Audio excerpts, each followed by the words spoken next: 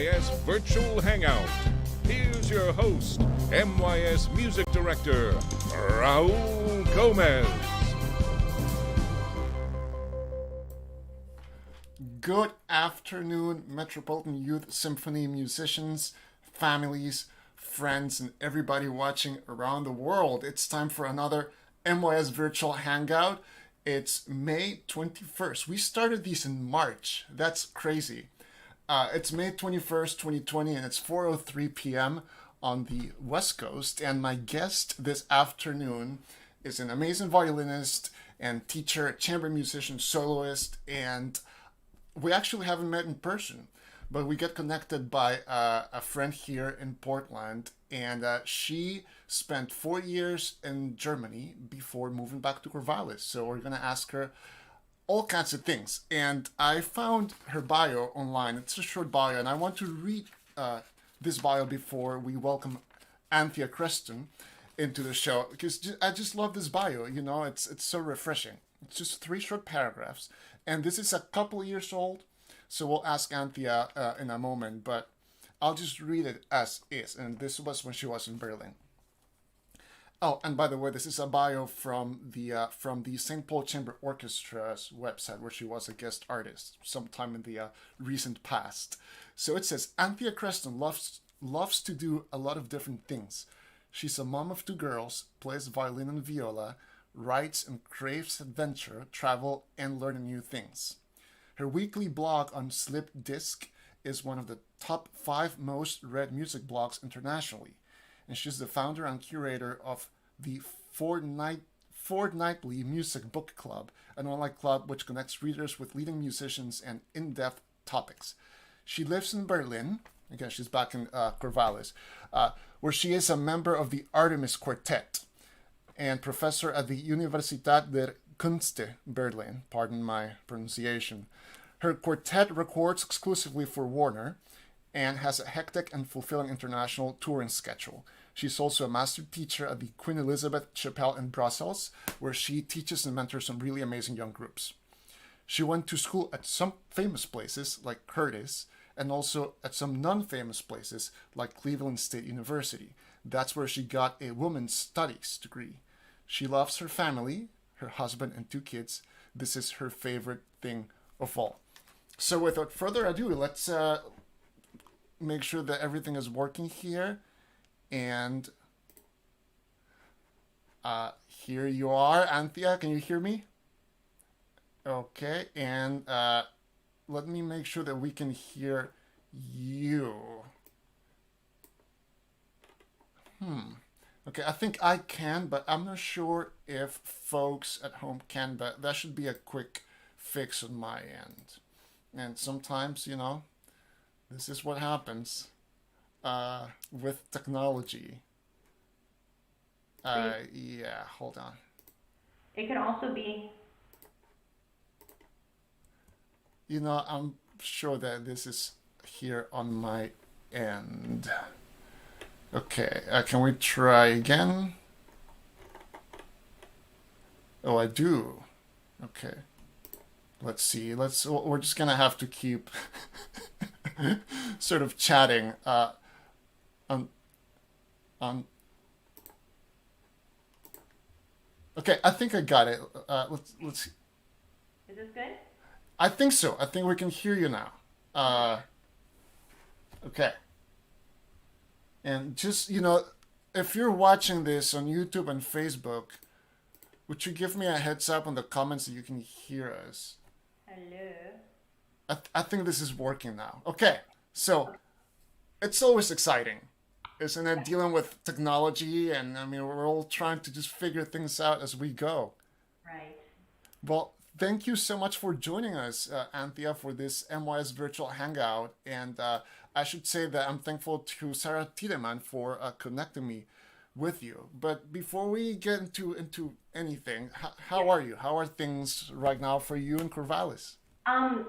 Actually, we are, despite COVID-19, we are very happy, and this suits us very well. You know, when I do my I'd like to say daily, and I'd also like to say jog, but I might say like twice a week, like fast walking. I download all my podcasts and stuff, and there are a remarkable number of them. They're not about like, marriages falling apart or people like screaming at their kids or whatever. But we're just so happy together, and I just feel lucky, especially after the last 4 years when I was basically completely absent and left my husband to be a single father in a foreign country. I'm just so happy to be with everybody, and we're just kind of free, and we're doing the kind of home, the school online a little bit, but basically, the girls just found a whole box of Playmobil, and they just dumped it out in the middle of the living room, and that's what they're doing now. Nice. So I think we're pretty happy, and we are enjoying like growing things in the garden. We've got stuff growing everywhere, and taking bike rides, and all cooking and experimenting, and we borrowed a guinea pig, and so it's a big concern with how the world is going and how things are going, particularly in the States. But as a human right now, I'm just having a really lovely time. I'm so glad. And I mean, with the weather being as nice as it is right now, I mean, what better time to be outside and gardening and just, enjoying being together. My wife and I have a 14, actually, she's turning 14 months old today. Okay. And actually, 4:05 p.m. she was born 14 months ago. So almost exactly 14 months ago. Alma came to us, and we have been also enjoying spending time with her in our backyard. And I mean, she's barely walking, but she loves getting her little hands dirty and, helping mama plant things. And it's good to be able to enjoy family. It is. And speaking of children, I see a little cello there behind you. So does one of them or both play? Yeah, so actually there's a place for a big cello. That's Jason's, but he's down, he's teaching right now. Ah. And this is Zippy's cello. She's 10. And then we have Mirabai, who's 8, and Mirabai plays violin, but her violin's upstairs. So we've got the family quartet called the Quartissimos, and so Jason plays the viola part up high on the cello. Nice. And so I was trying to get the Quartissimos to play today, but they found the Playmobil, so they just are so not interested. Priorities are important. Yeah. I like it. And so you guys teach them. You're their teachers. Well, no, actually, Jason teaches Zippy. But right now, my 8-year-old is studying with a really good friend of mine who lives in Ann Arbor, Michigan, who's an amazing violinist. And but they play on our studio Zoom recitals here. And so we have like 3 or 4 recitals every week with all of our students. And they, some are from New York, some are from Germany, some are from China. And so it's really a nice big mix. And there's always grandparents around. So it's like a lovely grid that we have a couple times a week. And we always also do a mixture of that and a cooking competition. So everyone bakes something, and then we all have like our own reception afterwards, and everyone shows what they baked. Or at least they opened, sometimes someone dramatically opens something from Trader Joe's or something. So. Well, so, I mean, if it's a competition, then it's you might as well just, do you go by looks? Because you can just say, oh, this is the most delicious thing I've ever baked. I win. Yes, exactly. Or sometimes it can be the most disgusting thing. Oh, or, okay. It really, it has no rules. There, you just mentioned teaching, and I want to get deeper into your teaching in a little while, including the fact that very recently you were featured on an article in the New York Times about your teaching that you're doing in China. Mm-hmm. So I want to ask you about that and about other online teaching initiatives, including your academy that we're going to talk about a little later. But before we do that, our primary audience for this show is students from the Metropolitan Youth Symphony. And as you probably know, we have, close to 600 students and 14 ensembles, and many of them are very, serious about their music making and about their musical studies. Some of them plan to go into conservatory when they graduate, and I would say most of them, in one way or another, will have music as something that's really important to them for the rest of their lives.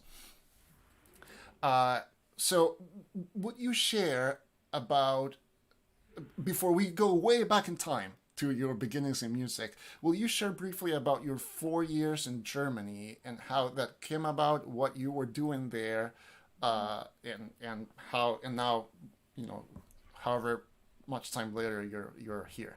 Yeah, sure. So I actually, before I talk about that, my mother, Jeanette, worked as the executive director of the Chicago Youth Symphonies for 18 years, which she started when I was in third grade. And at that time, there were only, I think, 4 youth symphonies in North America. It was before there were children's museums. Before that, she had started the Chicago Children's Museum, and there were only 2 other ones in North America. And so I grew up, I'm the youngest of 3 girls, I grew up with the youth symphony. And at the time when she took that over, she just had a desk in an office with a bunch of other people, and it was almost volunteer work. They had 2 concerts a year, and by the time she left, and so I grew up like licking stamps and folding things and going to all the meetings and everything like that. By the time she had left, she had begun an entire El Sistema, one of the earliest ones. It wasn't called El Sistema in Chicago, and then they expanded to 4 orchestras with European touring, and she was the president for a number of years of the youth division of the League of American Orchestras. And she's retired now, of course, but she is a consultant, and she is a powerhouse in the youth symphony world. And so I just grew up with that, both being a member and seeing my sisters be members, but also behind the scenes, what it takes to run a youth orchestra, what the purpose is, how it enriches people's lives, not only as musicians, but as families and as they go forward. So I'm a big supporter of youth symphonies. That is so cool. And I have to say that last year, I think I was in Chicago for what was I doing there? I was doing something in Chicago, and I went to hear the Chicago Youth Symphony. And it was a League of American Orchestras conference. Great. That's what I was doing there. And I heard them, and I was so impressed. And I mean, not only do they sound great, this was the most advanced full orchestra that performed, but I was also impressed by how, like, some of these kids travel for 3 or 4 hours every week to go and rehearse with the youth orchestra. Absolutely, absolutely. It's such a big commitment for the families and for the students and for the staff. It's a labor of love, as you know. And there's no shortage of other youth orchestras and organizations, but these kids go and they seek out specifically the Chicago Youth Symphony. You get to, be coached by and study with members of the Chicago Symphony, and I was so impressed. Such a wonderful program. Yeah, it's great. So it started so small, but she's a person who has limitless vision and limitless drive, and she just does stuff. She just will do it. She's kind of a musical bulldozer. So, Very cool. So I can talk about Germany now. I just wanted to get that out of the way. So when I was a college student between degrees, I was in a very good string quartet when I was in my early 20s, and we won Fischoff, and we won Concert Artist Guild, and later on we went to win Munich competition ARD in Germany, and we went to Australia, all these things, and we studied with the Emerson Quartet, and we did the whole thing. We were a young group, but we were doing everything, Aspen, Tanglewood, all that stuff. So we did a seminar at Juilliard with the Juilliard String Quartet, and that was a seminar that invited handpicked 8 groups from around the planet, and then would fly them there for free, and you would stay there, and it was all expenses paid, and you would do intensive work with the Juilliard Quartet. And so beyond my string quartet, which was the Avalon Quartet, was also this German quartet called the Artemis Quartet, who had just recently cleared the planet of all prizes. They were a little bit older than us, but they were stunning, just stunning. They had just won Borciani in Italy. That's one of the big competitions, and in fact, I'm going to be the judge for Borciani. I was supposed to be there now for the international competition in Italy, and then I'm also going to be a judge for the ARD competition, which is what they just won, and then my quartet won the ARD competition the next cycle after the Artemis Quartet. So I became friends with these guys at the time, and for the entire, until I joined, there were always 3 men and a woman. And so I tended to be a kind of person who kind of rolled with the guys, if you know what I mean. So I would play pool with them, or I'd go hang out afterwards. So I was a pretty relaxed character. And so I became friends with them, and as we kind of wiggled in and out of each other's lives. You know, I was in the same concert festivals in Germany with them, or some nights, or I was seeing them in an airport, or blah, blah, blah. They were super famous, and I kind of wove around, and I'd end up doing teaching at universities, and then having kids and all this stuff. And then about 5.5 years ago, they tragically lost their violist to suicide. And this was devastating on so many different levels, not only because they were friends of mine, but also for the loss of the string quartet to the world, and how everyone knows a string quartet is like such a close organism. You just spend all of your time together, and what the repercussions of all of that, all of these reasons. And so we all just kind of watched from afar, and I wasn't close enough to like write to them and say anything, but we all just watched. And so they were dormant for quite a while. And then they put up an advertisement or a notice saying they were looking to maybe start up again. And they were looking for either a violinist or a violist, because one of their violinists also played viola. So, you know, my kids were like 3 and 5. I was happy. I was in Corvallis. I was touring a little bit, but I was just like, I had everything. My life was complete. I couldn't be happier, you know. What they say about kids, like if your kids are happy, don't try to make them happier. Just let them dump out the Playmobil in the middle of the living room. I mean, they're just happy in there. And so actually 7 months went by. And after 7 months, I just sent a messenger to the person who was actually the last remaining original member in the quartet, who I had known from my early 20s. And I said, listen, I understand that you're the most famous German living string quartet, and that you've always had Germans, and that you've always had the 3 men and 1 woman ratio. And I know that you never want an American, and I know you don't want another woman. But I just wanted to say hi, and if you do want to talk, let me know. And this was just over like Facebook Messenger? Yeah, I just messengered, yeah. Wow, okay. And so it sat there for a while, and then he responded, and he said, well, they're formal, well, that's very interesting. Of course, I remember, like, we had some good times, blah, blah. But then, like, seriously, you can hand in an application just like all the other hundreds of people did. And so we need a video of a recent chamber music, a string quartet performance, and all this stuff. And I was like, well, I'm in the middle of a tour. I'm in Charleston, South Carolina, and my 5-year-old is with me because I just wanted to bring her with me. And I haven't played in a string quartet for 15 years. I have no live video. And he was like, oh, well, okay. I mean, at that point we had progressed into having like Skype meetings to talk about it. And he was like, I love your playing, and I know you're amazing, and we studied with the Emerson, we studied with very similar people, so it's the same playing style, and I know that, but no one else knows you. And so I was like, okay, listen, I go home next week. What I'm going to do is I'm going to call my friend, and I'm just going to make a video of me playing some sonatas on the viola. And he was like, okay, all right, like, whatever. She's crazy. That's not going to do it. So I did. So I put on lipstick. I even put on contacts, and I thought they would do viola because I play violin and viola, but they knew me as a violist at that time. Okay. Although I'm trained as a violinist, I always played both. So I borrowed a friend's viola, gorgeous viola. I was teaching at Willamette University at the time, and so I just went into the hall, and the only time it was available was like at 6 a.m. So I and I learned my viola. I learned some Brahms and some Schubert, which I already, I did know. And we just threw this really quick together with a friend of mine who has done videos for me before. So we just recorded it, he put it together within like 5 or 6 hours and sent it to them.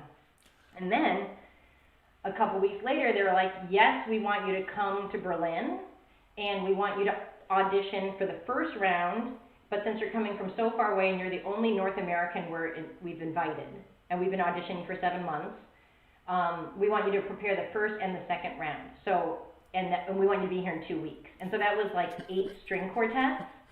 And so what I did is I just canceled everything, and we all packed up, and we moved into Jason's mom's house in Eugene. And my 3-year-old was just like holding onto my leg while I was practicing all my Brahms and my Shostakovich and everything, and my Beethoven. And I just practiced like a crazy person. And then I ran out of paper. I couldn't print the paper. We ran out of paper. And also I was running out of conditioner. I ran out of conditioner, which is a big problem, because look. It was like big problem. And I was like, Jason, I need conditioner and I need paper. And he was like, listen, you're going to get this job, and the last thing we need is a full bottle of conditioner, because we're going to be moving to Germany. And I was like, you've got to be kidding me. Like, concert masters around the world have been auditioning for this. They've been auditioning for 7 months. They don't want an American. They don't want a woman. And he refused to buy conditioner for me. And he also refused to buy paper. So my original music is like printed on this like kind of yellow paper, because that was the last, my mother-in-law had some like colored paper. So I went and I did the first round, and I started doing the second round, which was going to be 4 days for the second round. And at the coffee break of the first day of the second round, they said, we just can't imagine anyone else. It's just got to be you.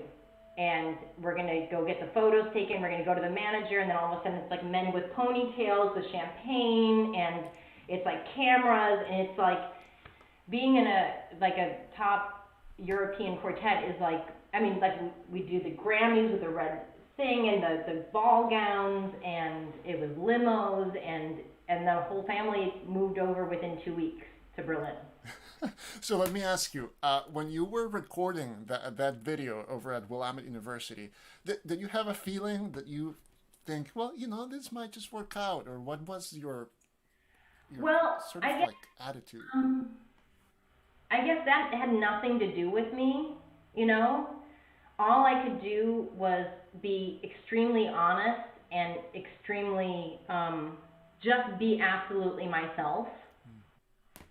And so that's all I presented. And that's up to, just like anytime you play a concert, as soon as you start thinking about anyone else, that's the end of that's the end of the real performance. The performance has to be your relationship with yourself and with your soul and with your heart and your beliefs.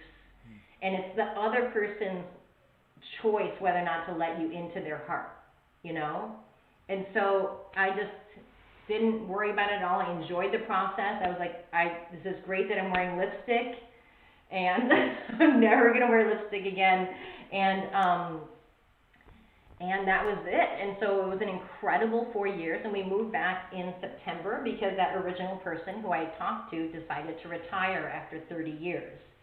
And I had heard from so many of my friends that as your kids, we'd already lived there for 4 years, so as your kids become adolescents, and if you're living in a different country, it can be pretty difficult. And also there's a window when they start dating people, and if they start dating people, it's really likely that your grandkids are going to live in that country, and they're going to want to go to college in that country. So Jason and I looked at each other and we're like, what do we want life to look like in 20 years?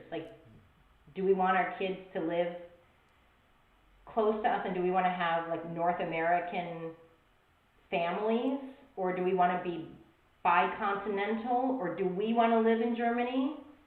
And so we realized actually it was a really good time for us. 4 years really hitting the road, and we love Corvallis and we love Oregon. Yeah, well, and we are lucky to have you back. Before we go even deeper into those 4 years, there are a couple of things that we should do here. And one of them is our game that we play in this show, Two Truths and a Lie. So let's set that up. And by the way, I have to tell you, we have somebody who I imagine this name means something to you, Norma Wilson, watching. That's your mother-in-law. And she's saying on YouTube that both grandmas played violin in the Chicago Youth Orchestra in the early 60s. That's true.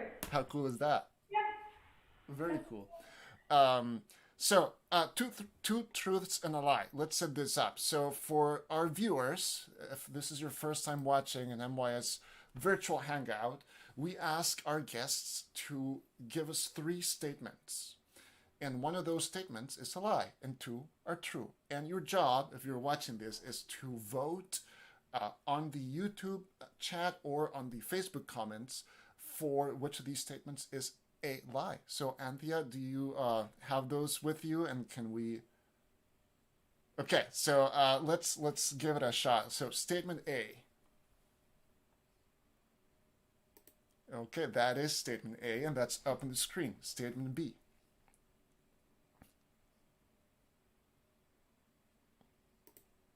Okay, there you have it. And statement C. Okay, so all 3 are up on the screen. I think they're amazing statements. So if you're watching, go ahead and vote. Just A, B, or C on the comments.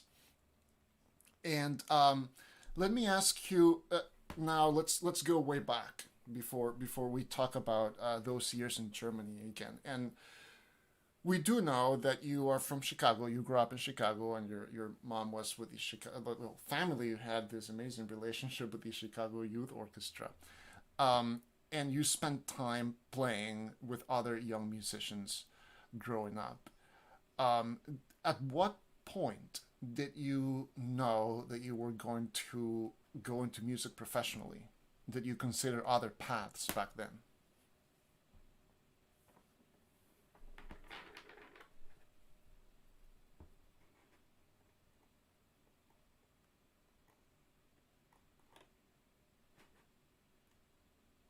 Classical music, but I still haven't decided really what I want to do for a living yet. So it's still up and open for a chance. And I guess I would say I was really good, and I was really obsessed, and I was really dedicated, but I always liked to do other stuff, and I always, I was happy to know that I would be happy doing other things besides music. I never felt trapped in it. I never felt like I didn't have any other choices. I felt free, and I felt like I didn't need financial security. I didn't feel like I needed job security or future security. I never felt like I needed those things, and so I felt completely free, as I do now. And I don't know, actually, one of the greatest feelings about COVID is that I'm not traveling all the time and working all the time. I was supposed to have recorded the complete Beethoven trios in Berlin, all 5 discs. A couple weeks ago, I was already supposed to have been in Italy twice. I was supposed to be in Germany twice within these last 8 weeks. And I was lucky that I was able to play my Mendelssohn Concerto with Newport Symphony before everything shut down. So that was like my last big thing. And I am just not practicing. I'm just totally getting flabby, and I just love it. And I don't know if I ever want to play again. And I just love it. Sure. And I love all aspects of what classical music can do to the human soul and to the human mind. And it really is just like the world's biggest opener, and it can lead to anything you want. Yeah. So I don't know what I want to do with my life. I think that's so fantastic to be able to have that openness and to be able to, play music at the level that you do, but at the same time to have a relationship with your craft such that your identity as a person is not tied only to what you do. Right. but rather you are who you are. And that's something that is not always easy to find for young musicians as well. Right. So I think we talk at MYS about how important it is to have other passions and other interests and cultivate those, because everything you do will, grow your musicianship and your artistry if that's the path that you have chosen. But I love that idea, and I love how family is so important to you, and how it, has led, some of the most important decisions in your life. And as a young parent now, to me, that has a lot more meaning because it's real. Yes. So thank you for sharing that.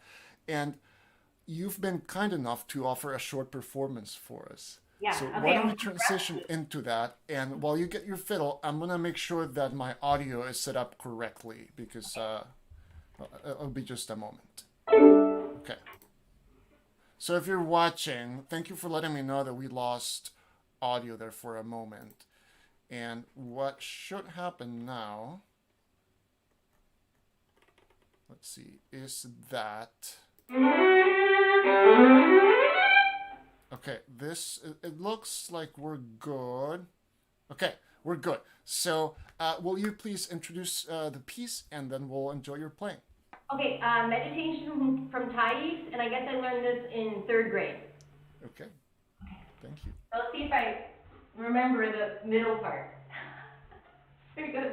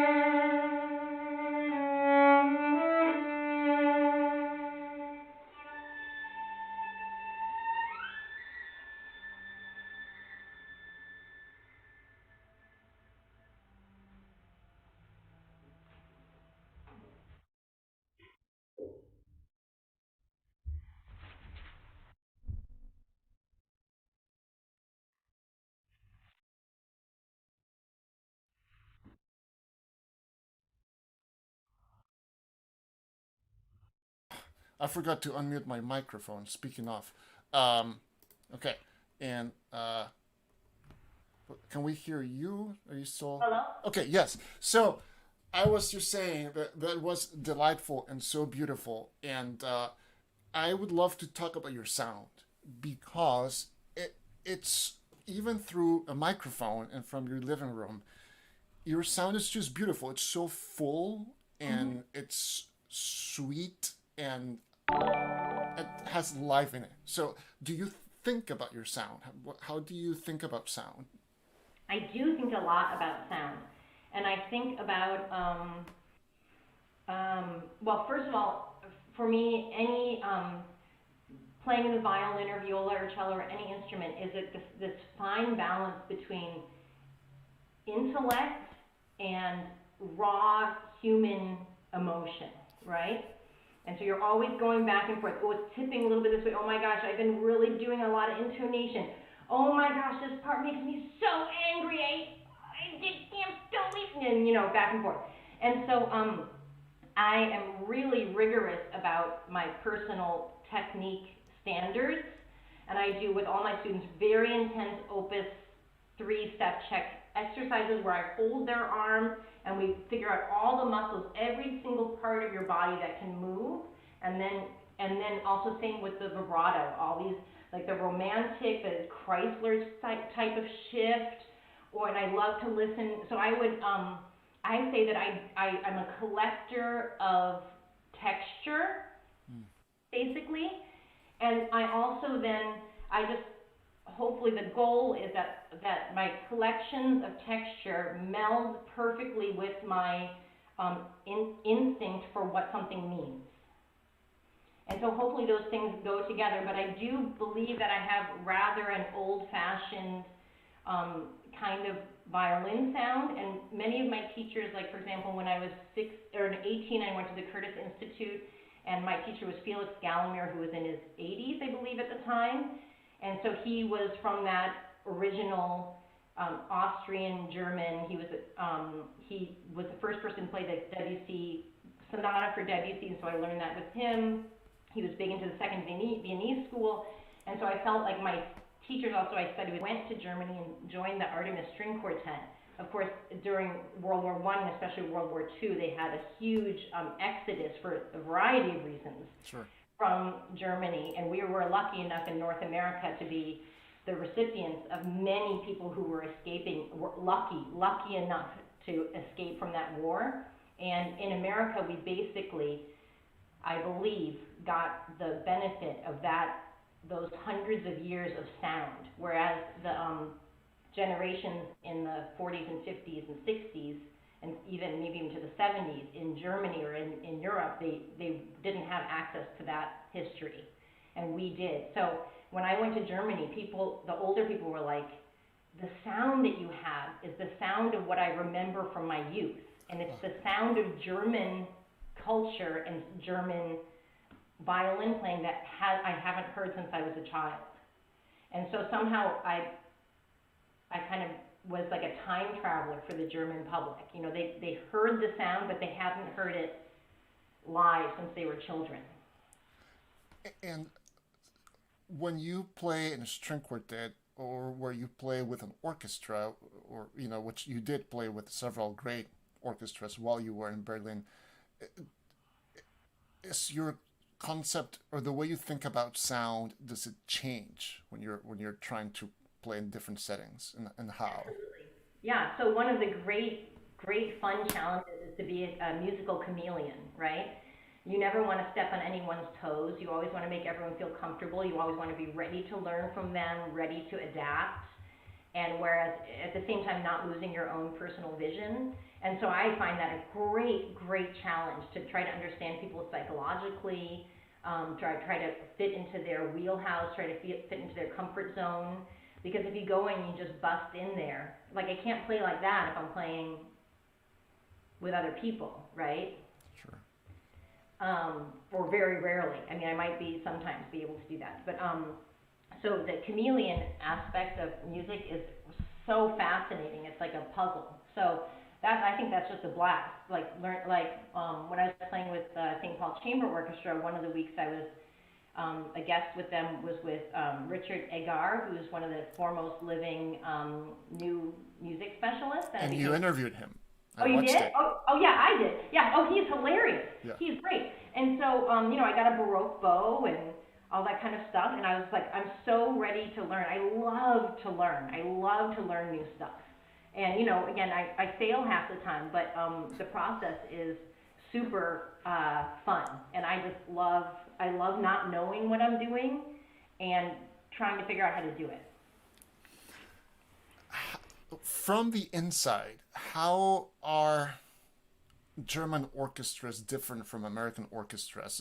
From a musical point of view, like sitting in the orchestra, what feels different? What's different? Okay, now I think there's a big difference between an orchestra like Berlin Philharmonic, which I would consider to be an international orchestra. That one's like a balls to the walls, like you're just going to power play. You're just going to pump it out, and no one's going to tell you your personality is too big. It's just a freeing experience. However, you're going to be in Concerthouse Orchestra, which is what Jason was in, which is an East German orchestra by birth, and in the heart of East Germany by the Gendarmenmarkt. That is still has these old traditions, and he really had to fit in, not only socially, but the way he played. So it really depends on what city you're in. I mean, they really have such different kinds of sounds, whereas in America, I think we have a uniformly early romantic atmosphere in our orchestras. There really depends on if you're in an orchestra, like a certain Viennese orchestra is going to be in a certain way and look a certain way, and so each one really depends on its own personal history, and it can be really different. Very cool. I guess I'll share with you that my first violin teacher, who back in Costa Rica, who was my violin teacher for 11 years, Jose Castillo, he studied in Berlin with Leon Spierer, who was, of course, longtime concertmaster of the Berlin Philharmonic. And Mr. Spierer used to come to Costa Rica mainly from that connection. So I played in many master classes for him growing up. And I was going to say I was a violinist, but I'm a violinist and violist. And, that's still my voice, right? So I took it very seriously as a young musician. I played for Mr. Spear many times, and that's the type of sound that I'm attracted to personally, and it's the type of sound that my teacher has. It's the type of sound that I grew up striving to find, not always successfully, right? But it's that sound, not just the individual violin sound, but the orchestral sound is something that close to my heart, and it's something that I just have in some way, even though I haven't spent much time in Germany, I certainly have never lived there, but it's close to my heart, my musical heart. So I enjoyed hearing you and just hearing you talk about your experience there. We should go back to your two truths and lie before we run out of time, because I cannot believe that it's already 12 minutes before the end of the hour. So we have three statements, and we have a few votes on Facebook and YouTube. Folks, if you have not voted yet, go ahead and do that now on the live comments. We have three statements up on the screen. One of them is a lie. I'll read them out loud real quick. Statement A, Anthea is a high school dropout. Statement B, Anthea grew up in the Home Alone house. Statement C, Anthea's grandfather invented Band-Aids. So we'll give you a few extra seconds to vote. And in the meantime, Anthea, would you please reveal one of your truths? I am a high school dropout. Okay, so tell us more about that. Okay, well, I hope it doesn't lead to any of the other truths or untruths. But I guess I was always quite a spunky and individual person, and which was, encouraged by my family, I guess, in some ways. And so as I went through adolescence, I guess I was 16 years old, and I started to feel restrained by school and by all of those things. And then I realized I also felt restrained by living with other people. I didn't want to live with other people. Wow. And so I left home when I was 16, and I've been basically on my own since then. And it was a great decision. It was a rocky road, and it was filled with sometimes really stupid, dangerous, dumb decisions, and some amazing, great adventures, and some spectacular failures, and some spectacular successes. Wow, okay. And, well, you turned out okay. I did. I'm fine. I'm totally fine. Stay in school, kids. Okay. I know I have many actual college degrees, so. Yeah, you do, yes. And Yeah, I actually, will you tell us a little bit about that? So, I mean, you obviously finished you got your, I didn't actually, I just told them I got it, and they never asked me for my paper. whoa. And I was like, oh yeah, I have my GED, and they're like, oh, can you submit that? I was like, oh yeah. That's crazy. Wow. Yeah, so I never actually did it, but I just pretended I did it very confidently, and somehow it worked out. So I have an undergraduate degree from the Curtis Institute, which was great because it was free, and I didn't have any money. So then after I did that, I needed to kind of wander and explore my life, and so I transferred right from my master's degree to the next semester being a professor, because Emerson String Quartet, who I'd been studying with, left at my last semester, and as I was leaving, they said, and you should give my job to Anthea. So I didn't even change lockers. I still had the same combination. That worked out. Yeah, so I got really lucky. I feel like I'm an extremely lucky person, but that also, the things that didn't turn out well, I forgive myself, basically. Let's, I think it's time to reveal your final truth, which will reveal your lie. So, which of the two? Home Alone House or Band-Aids? Okay, so can I tell you that I believe all of these are true, but the Band-Aids, you have to, depends on who you ask in my family. So I believe that my grandfather invented Band-Aids, and that he sold them. Well, basically at the time, you would have the sticky stuff, and then you'd put some of the white, some gauze on it. But at the time, you just had the sticky stuff, and you had the gauze, and you cut it.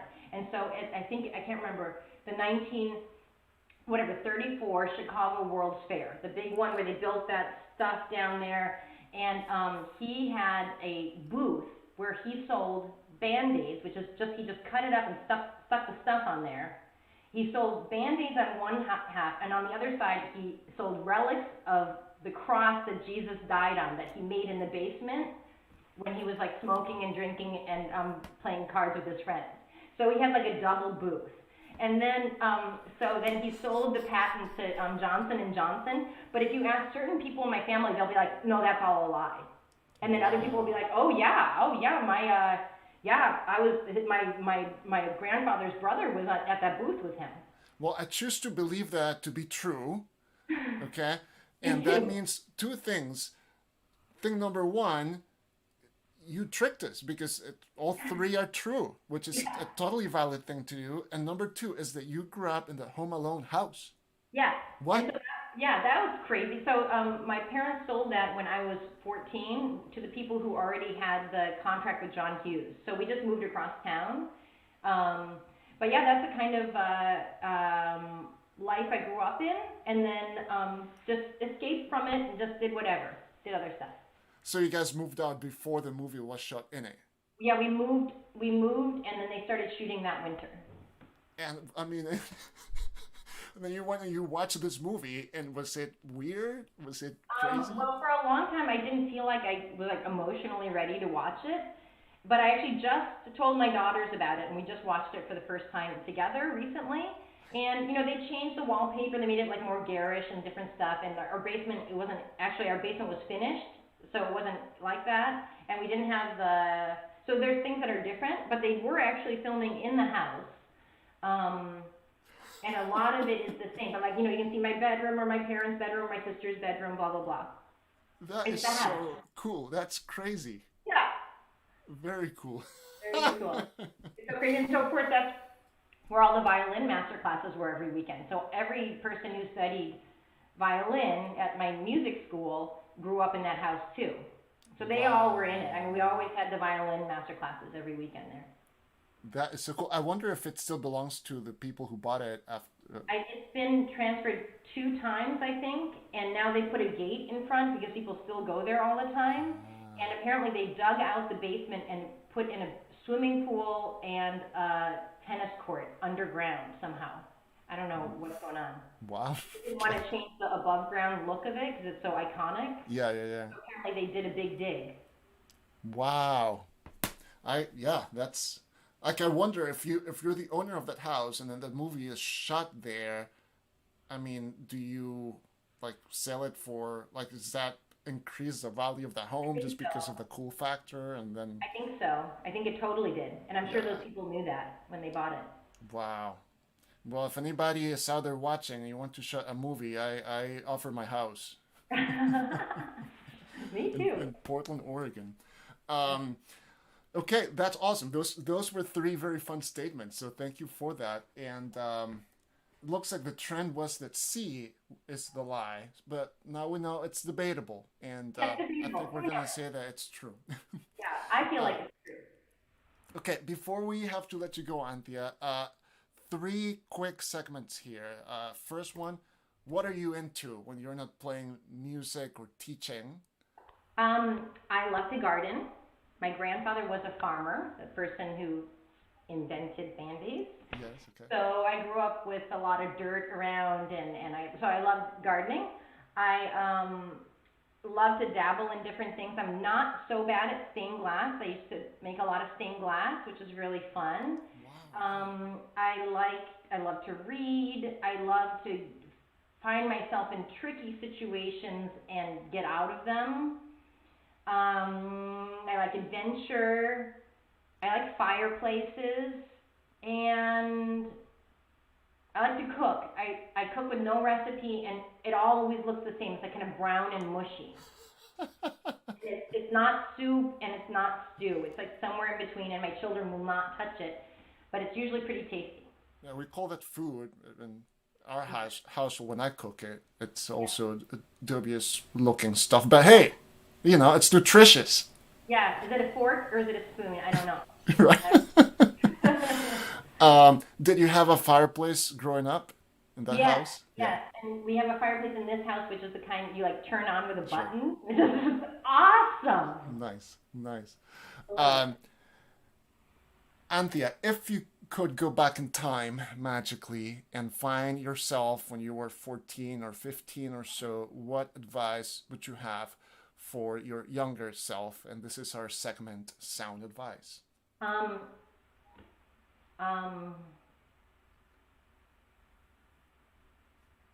Like follow your whims and dig in deep to those. And delay figuring out what you want to do for as long as possible. You know, that's been a recurring theme on this show. Many great artists that we have spoken to have said different versions of this, and I think it's so valuable because there's so much pressure. There's so much pressure, and it's okay to not know. I think it's better to not know because it's like a tomato plant. Like, so you're planting your tomato plant, and if you want it to be great, some people they trim it and they trim it and they want it to be perfect and they want it to be like standing up and stuff like that. But let it go crazy and maybe trim it later. But you want it to be as big and messy. Life should be as big and messy as possible. And you can always trim it later. But if you start trimming too early, you're just going to have 2 tomatoes.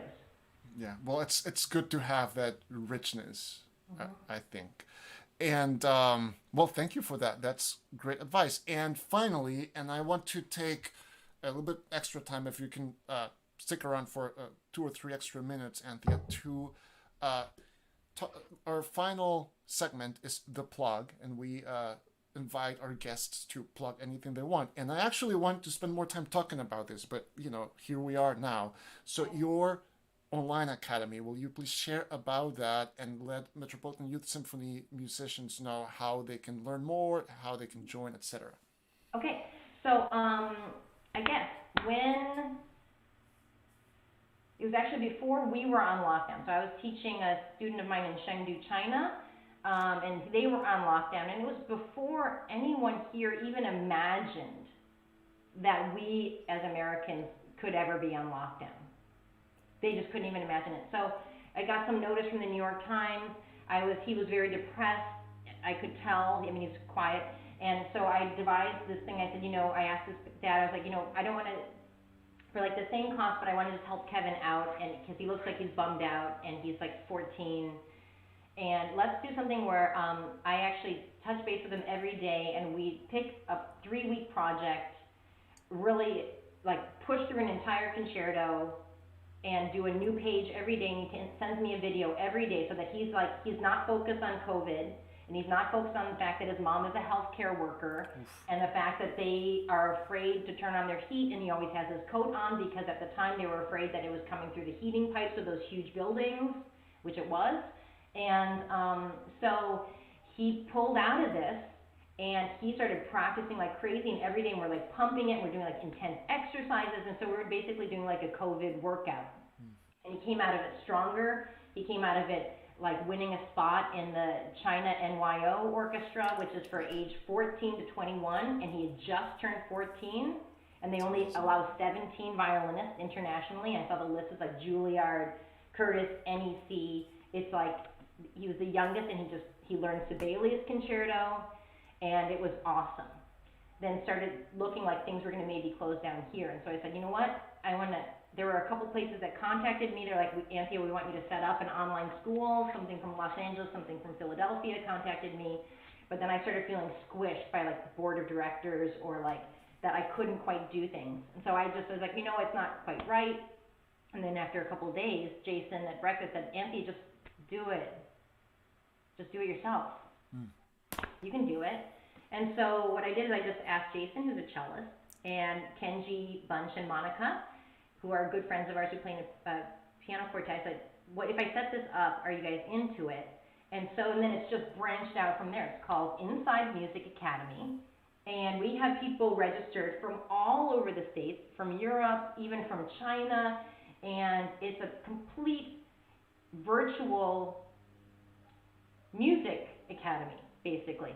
And so I set it up so that it's a successive 5-day, like easily digestible and easily affordable chunk. So you don't have to like sign up for Interlochen for 3 weeks for $3,000. I mean, that's like so un-COVID. I mean, we don't have the attention span. We don't have the money for that, And we don't need it to be set up just like a regular music school. You have to throw everything out, and you have to be creative, and you have to just start from scratch. So these 5-day segments, now we have flute, we have clarinet, we have piano, we have Suzuki, we have all the strings, we have conducting, we have composition, and so many people asked about adult amateur, so I just threw up an adult amateur portion, actually right before we started talking today. Nice. And there's like from age 4 all the way up to whatever you want, and each one has its own configuration. Like we do Rise and Shine warm-up, and right now I'm going to show you how I'm going to do a 3-octave scale doing sit-ups at the same time.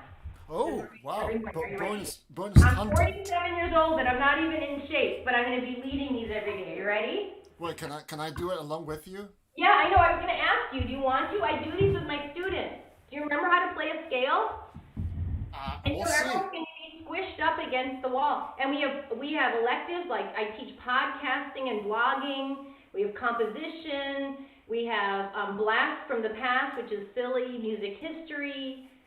We have concerts. We have like 12 nano concerts every day on Facebook, like 5 minutes max. Okay, so you gotta get back down here. You gotta squish down somewhere. And I definitely recommend starting on an up bow, because otherwise you'll run into the floor. Okay, but hold on.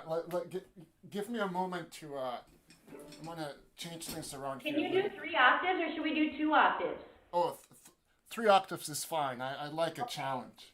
Okay. Hold on. Let me get set up here, because this is. One of the great things about COVID is it kind of released everyone from actually having to be really awesome on their instruments, and it changes the priorities to just having fun and expanding. Okay, so. Oh yeah, this is gonna be good. This is gonna be good. Oh yeah. Oh look, see, you have your exercise mat. I actually have mine too, but we don't have to do that. Oh yeah, you have enough space. Okay, so here I go. Okay. So we're going to be doing Rise and Shine warm-ups every day, and I have them for little kids, just the scales like, and then we have the full octave, and we have, okay, so you got to scooch up so you can, so you got to start down here, okay? And start at the tip, otherwise you're going to run into the floor. This is actually a very good exercise. Okay, and what scale are Let's we do playing? to a bow. I'll give a demonstration. Oh, whoa, okay. Okay, is that my, oh, okay, wait. Sorry, my kids are supposed to start their German class now. Okay, are you ready? Here it goes. Okay, Okay, let's start together. You ready? yeah, go for it. Go! That's great. We're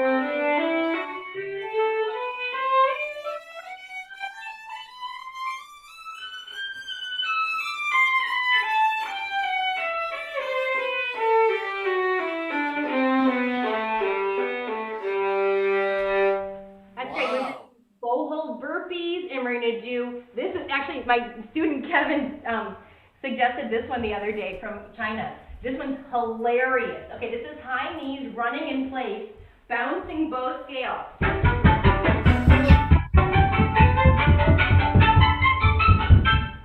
That's. I can't do it. I'm gonna have to practice Run really that. fast. You have to do that like shuffle run, like the, Wow. and then, or you can actually, what's even funnier is when you try to do it with a sustained bow. It sounds hideous.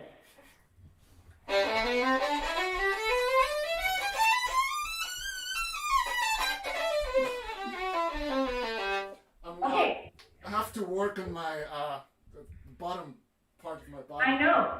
So anyway, so I'm doing all kinds of silly stuff like that for all ages, and like wall sit, sustaining bow, or like jumping jack.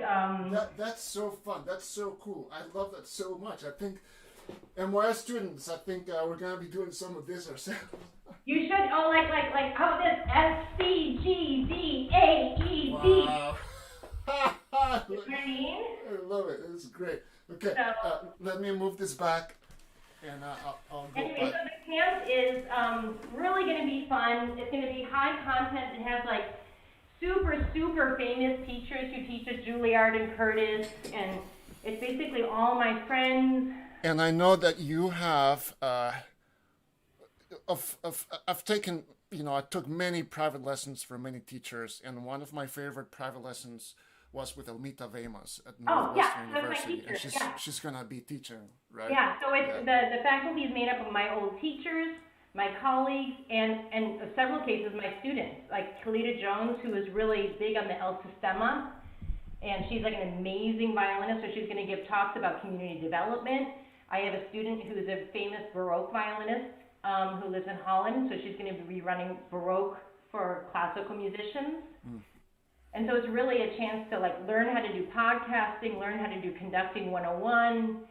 And since we're stuck inside, we might as well expand as much as we can our creativity. And we have such, as musicians, we have such a rich foundation. Like the soil is rich. And why not plant as many different seeds in it right now as we can? Now is the time to plant. Yes. So, how can people find out about this? Do you have a website?